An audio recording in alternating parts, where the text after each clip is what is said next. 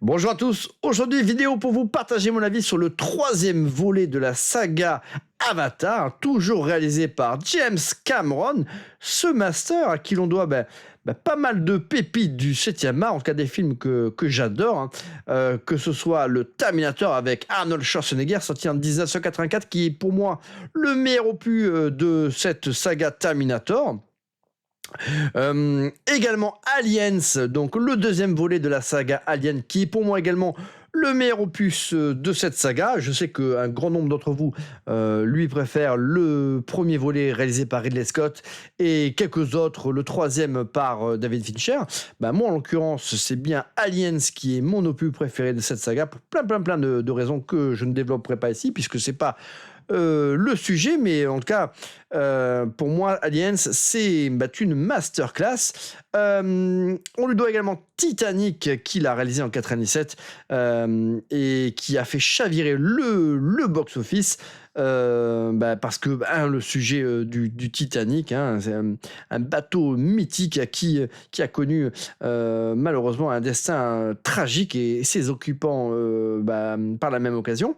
On lui doit bien évidemment Avatar, hein, qui en 2009 a également fait chavirer le box-office et est devenu donc le film le plus au succès stratosphérique, le film avec le plus gros box-office de tous les temps. Il n'a été dépassé que brièvement par Avengers Endgame, hein, mais une ressortie de Avatar au moment de la sortie du second volet a permis à une nouvelle fois au film de repasser en tête du plus gros succès interplanétaire au cinéma, hein. Et on lui doit bien entendu la suite d'Avatar, sortie 13 ans plus tard en 2022. Avatar, la voix de l'eau, qui a fait une nouvelle fois chavirer le box-office, à un niveau moindre que le premier volet, mais malgré tout, hein, on n'était pas loin des 2,4 milliards de résultats au box-office. C'est dire, hein, il y a bien que les films de chez Marvel, les Avengers, qui peuvent éventuellement envisager de tels chiffres, hein. C'est juste incroyable. Donc, qu'est-ce que j'ai pensé, moi, de ce troisième volet? J'en ai pensé que c'était exactement ce à quoi je m'attendais, hein, au regard déjà de ce que James Cameron nous avait livré avec son second opus, hein, La Voix de l'eau, que j'avais trouvé magnifique d'un point de vue formel, hein. C'est vrai que quand Avatar, le premier opus, est sorti et en 3D, ça avait été une révolution cinématographique. Jamais on avait vu un spectacle en 3D de cette qualité artistique. Et même en 2D, c'était magnifique, hein. C'était des images numériques, des effets spéciaux en CGI, mais d'une beauté, comme on n'en a quasiment jamais revu depuis, hein, d'ailleurs, hein. Bon, ça avait coûté un bras et une jambe, mais en tout cas, en 2009, quand Avatar est sorti, ça avait véritablement été une révolution. Le film, il avait démarré correctement au box-office aux États-Unis et à l'international, mais le film avait généré une telle hype que le film avait engrangé des recettes insane pendant une durée d'exploitation en salle, ultra longue, hein, ce qui fait que même s'il était parti doucement au box-office, il avait tout fait péter en fin d'exploitation. Le second opus sorti en 2022, c'était alors peut-être pas la même révolution que Avatar en son temps, puisque Avatar d'ailleurs avait fait l'objet d'une ressortie en 2022 en même temps que le deuxième opus, et il avait été un petit peu remasterisé, et d'ailleurs, pour ceux qui en doutaient, il avait finalement très très bien vieilli, hein, et il est toujours magnifique, et il est toujours beaucoup plus beau que pas mal de blockbusters qui sortent récemment en salle, hein. Et La Voix de l'eau, il était encore plus beau, c'était un niveau au-dessus, mais on va dire qu'on n'avait pas non plus un fossé incroyable entre les deux, et on va dire que le côté waouh était un petit peu retombé. Reste qu'on avait des environnements maritimes qui étaient de toute beauté, des nouvelles créatures maritimes qui étaient incroyables, au détriment d'un scénario qui était une sorte de faux remake du 1 d'une certaine manière. Voilà, c'était pas foufou l'histoire de Avatar 2, si bien que moi, à titre personnel, c'est pas un film que j'ai revu beaucoup de fois sur le petit écran. J'étais allé voir plusieurs fois au cinéma, en 2D et en 3D, mais à la télé, je me le suis pas forcément infligé parce qu'il est long et que sans l'ampleur cinématographique qu'un film comme celui-ci procure au cinéma, bah à la télé, on restait quand même sur une histoire quand même voilà, pas très très emballante. Et puis très très très c'était très très long hein, pour se mettre en place tout ça. Donc quand j'avais vu la bande-annonce du troisième volet, j'avais l'impression de voir bah, j'avais l'impression qu'on serait un petit peu dans le même type de proposition que le deuxième volet. C'est-à-dire un film, d'un point de vue technique, incroyable, mais avec une histoire assez lambda, assez bateau. Et bon, voilà, j'en étais plus ou moins convaincu. Les premières critiques ont confirmé bah, ce que je m'étais imaginé du film avant de m'y rendre. Et après le visionnage, j'ai eu exactement ce pourquoi j'y étais allé, ce pourquoi j'avais payé. J'ai eu un magnifique spectacle d'un point de vue technique, au détriment d'une narration, d'une écriture de personnage qui est toujours aussi faiblarde, d'une histoire qui malheureusement remake une nouvelle fois. Alors là, pour le coup, là, c'est très flagrant. On est quasiment dans un remake du 2. On a quasiment les mêmes enjeux à la fin du film. On a quasiment le même type de bataille épique à la fin du film. Euh, il y a quelques éléments nouveaux, hein, comme le clan ennemi qui s'allie avec les méchants humains qui viennent coloniser et exploiter les ressources de la planète de Pandora. Mais globalement, le 3, c'est un copier-coller du 2, avec un traitement au niveau là, des enfants, là, du couple Sully, voilà, plus important. Hein, mais globalement, il n'y a pas d'évolution narrative dans cette saga. Et je dirais que voilà, finalement, le premier film, qui avait été décrit à l'époque hein, et qui continue à l'être, hein, puisque c'était un ressucé voilà, d'histoires telles qu'on a pu déjà les avoir racontées dans Danse avec les loups ou Le Dernier Samouraï ou j'en passe. Hein. Voilà, c'est ce type d'histoire-là déjà vu 1 milliard de fois au cinéma, donc rien de nouveau de ce côté-là, mais au moins le film, voilà, il se tenait, hein, il avait un début, un milieu, une fin, et il pouvait même se suffire à lui-même d'un point de vue narratif. Voilà, ça tenait la route, et la seule chose qu'on pouvait lui reprocher, c'était ce pompage en règle sur d'autres films. Et puis en plus, voilà, James Cameron n'avait même pas essayé d'avancer masqué, hein, tellement les ressemblances étaient frappantes entre le scénario d'Avatar et celle d'autres films dont les deux que j'ai cités, par exemple. En ce qui concerne le second opus, on était dans un film avec une narration un peu plus bordélique.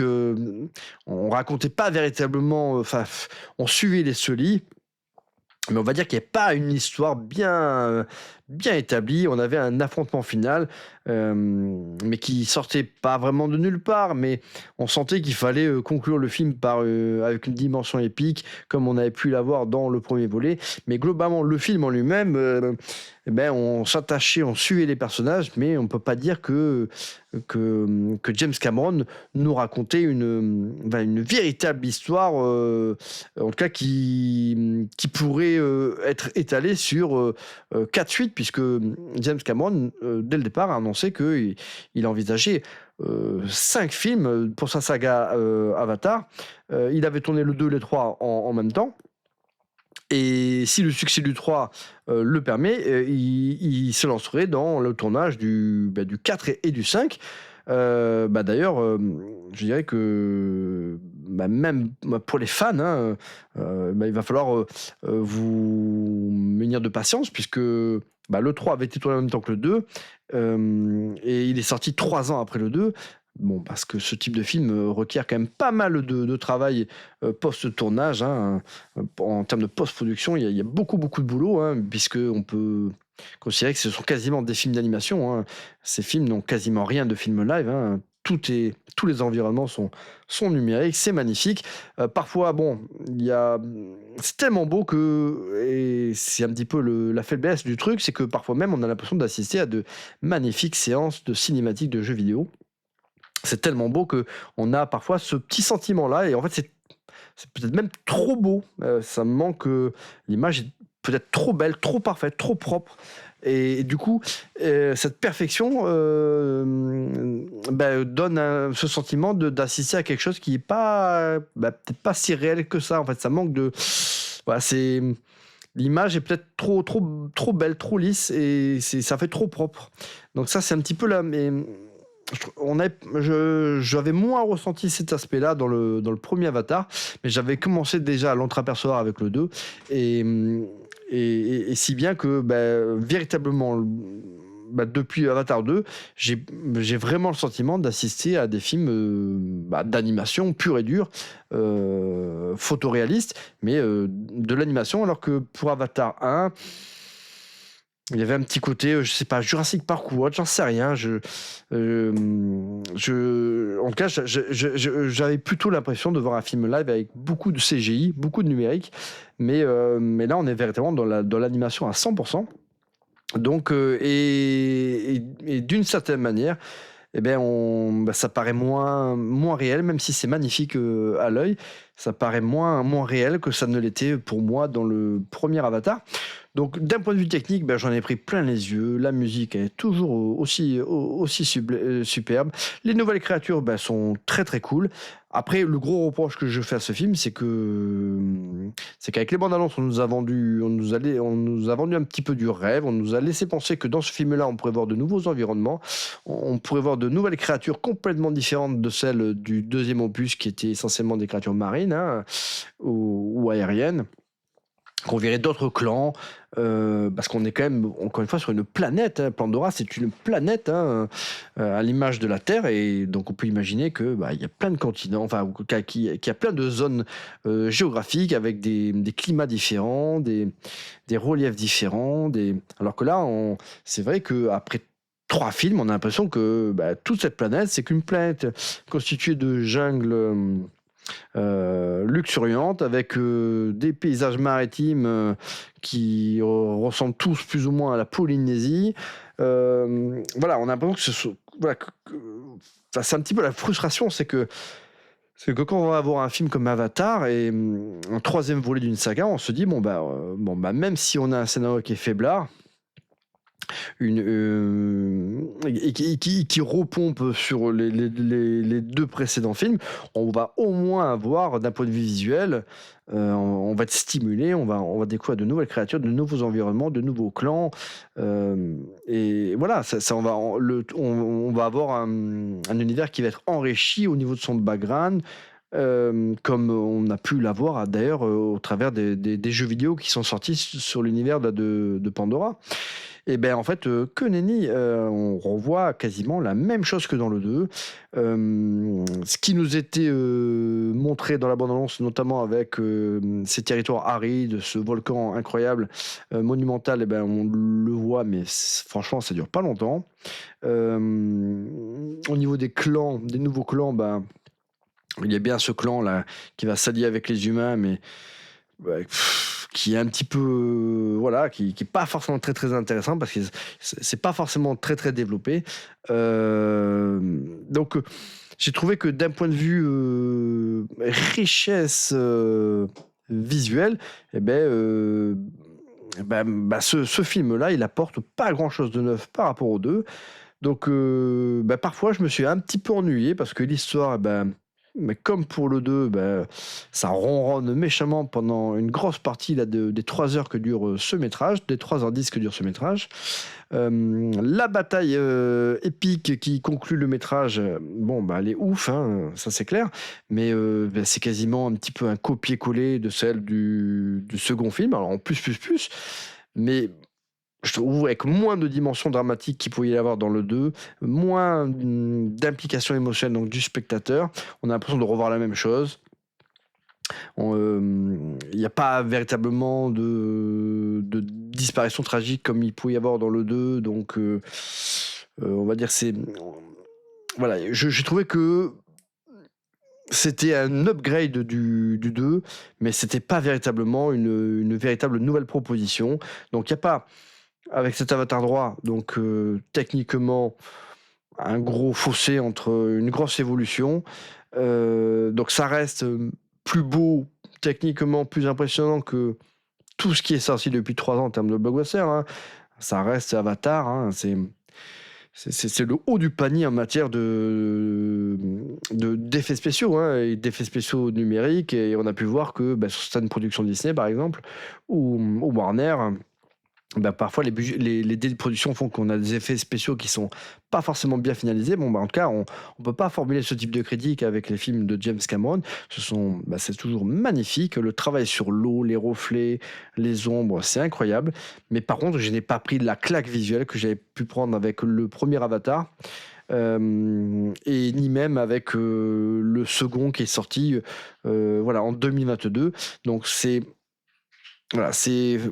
d'un point de vue technique, un peu plus fort, mais il n'y a pas l'effet waouh qui a fonctionné avec moi sur ce film-là. J'ai été déçu par rapport à la faiblesse de tout ce qui nous est proposé de nouveau concernant la planète, les créatures, les clans et autres. Je trouvais que trop rapidement, on en revient... on revient sur le même terrain de jeu que l'on avait là dans le 2. Et j'ai trouvé que c'était un peu fainéant de la part de James Cameron, parce que le titre du film nous laissait supposer quand même quelque chose d'autre. Encore une fois, le film, c'est un méchant remake du 2, en plus spectaculaire, mais en moins bien abouti d'un point de vue narratif. Et puis surtout qu'arrivé à la fin de ce 3e opus, je me demande bien ce que James Cameron veut nous raconter au travers de sa saga Avatar. Il menace que si effectivement le résultat box-office n'est pas suffisant, il n'y aura jamais d'épisode 4 et d'épisode 5. Mais j'ai envie de dire, en fin de compte, est-ce que c'est vraiment si gênant que ça, puisque tu n'as rien à amorcer sur tes 2 derniers films qui laissent penser que tu as un plan bien établi sur ce que tu souhaites faire de cette famille Sully, de la tournure que tu souhaites donner à cette opposition entre les humains et les habitants de Pandora. T'as rien développé de particulier au niveau de l'organisation entre tous ces plops de Pandora, et t'as pas développé de nouvelles intrigues qui pouvaient lier tous ces clans et qui pouvaient gérer une extension narrative qui ne tourne pas toujours autour d'une opposition entre humains et Navy en clôture de film. Non, il n'y a pas de plan bien établi. J'ai l'impression qu'il avance au radar. Il essaie de reproduire à chaque film la même recette habillée, mais sans qu'il y ait véritablement une démarche artistique bien établie en amont. Donc c'est étonnant qu'il y ait autant de budget, autant de temps, autant d'investissement qui soit fait sur un film où finalement il y a aussi peu d'efforts sur l'écriture, que ce soit des personnages ou même de l'histoire qui est à raconter. En fait, c'est sur le plus facile que je trouve qu'il pêche, James Cameron. Je sais pas, avant de se lancer dans un tel chantier, déjà commence par écrire un scénario qui mérite d'être porté à l'écran. Et en plus, il a créé tout un monde d'univers autour de Pandora qui a été développé dans les jeux vidéo et parfois même avec brio. Il n'a qu'à s'en inspirer. Les gens, ils ne sont pas forcément dans l'attente de revoir systématiquement le même type d'histoire qui induisent des enjeux planétaires, des batailles monumentales. Non, ça peut être des histoires plus intimistes où on suit notre famille Sully ou certains membres de cette famille dans des histoires plus plus minimaliste, mais comme on peut l'avoir sur, je sais pas, sur d'autres univers ou même sur Terre. Je veux dire, on n'est pas obligé toujours de raconter la même histoire avec des enjeux planétaires, des batailles stratosphériques, parce que les gens se lassent de cette épique, de ces combats épiques là, avec des milliers et des milliers de figurants, des créatures de plus en plus gigantesques. Et puis en plus, on retombe toujours dans les mêmes clichés de déroulement de ces batailles. C'est qu'à chaque fois qu'on a un personnage important qui est prêt de passer à Patresse, au dernier moment, il va être sauvé par un tel, ou c'est au moment où on pense que tout est perdu, qu'à ce moment-là, il y a telle créature qui arrive et qui renverse le cours de la bataille. Enfin, c'est toujours les mêmes... les mêmes mécaniques qui sont utilisées, les mêmes facilités scénaristiques qui sont utilisées pour faire avancer le récit.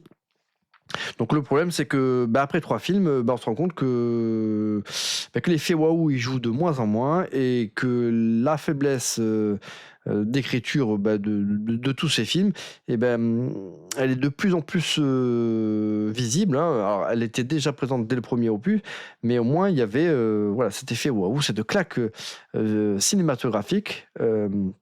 Mais comme cet aspect-là, on l'a de moins en moins, forcément, on a tendance à un petit peu plus regarder ce qui fonctionne pas ou ce qui fonctionne mal.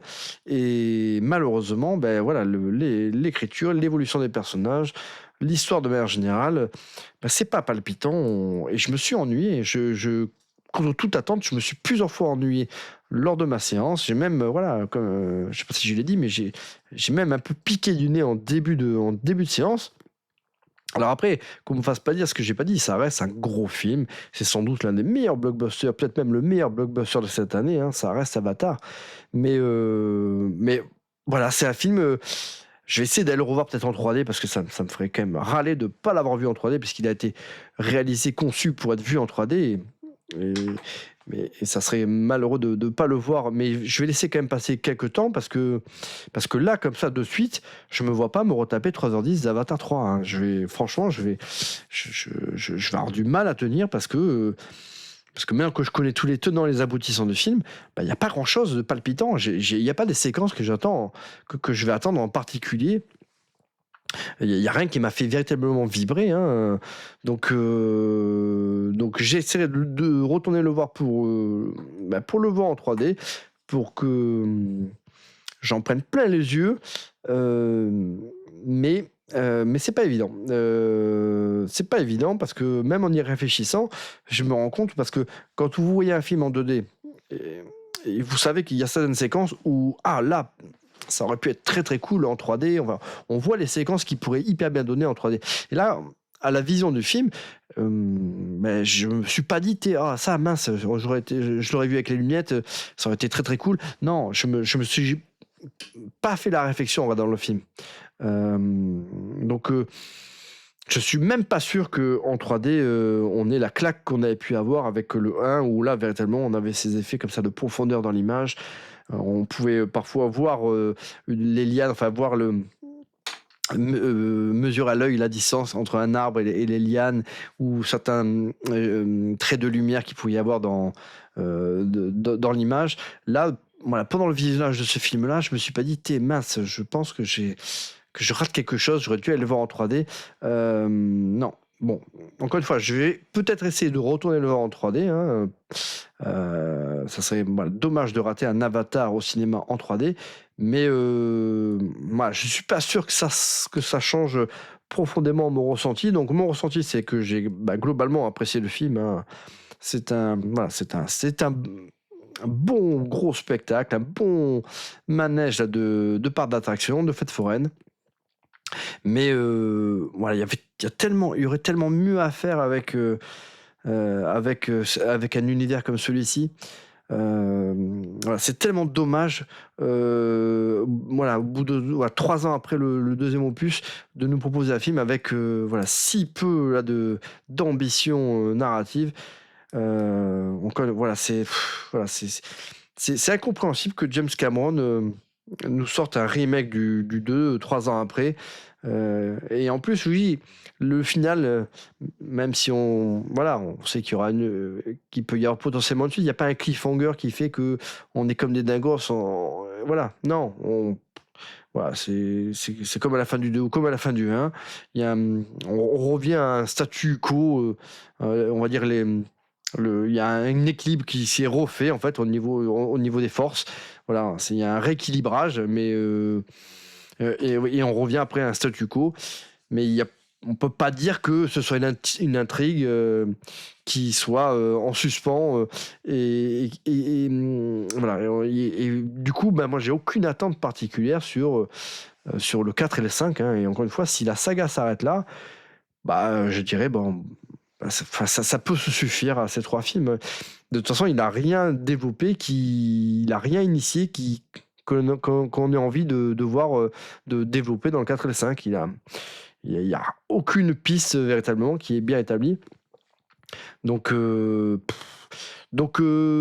suis... voilà, c'est un bon film, mais je suis quand même déçu. Voilà, je suis quand même déçu. Mais d'un autre côté, je savais exactement que ça allait être comme ça. J'étais persuadé que je ressortirais de ma séance avec cet avis contrasté. Par contre, je m'attendais quand même à en prendre donc, visuellement un peu plus.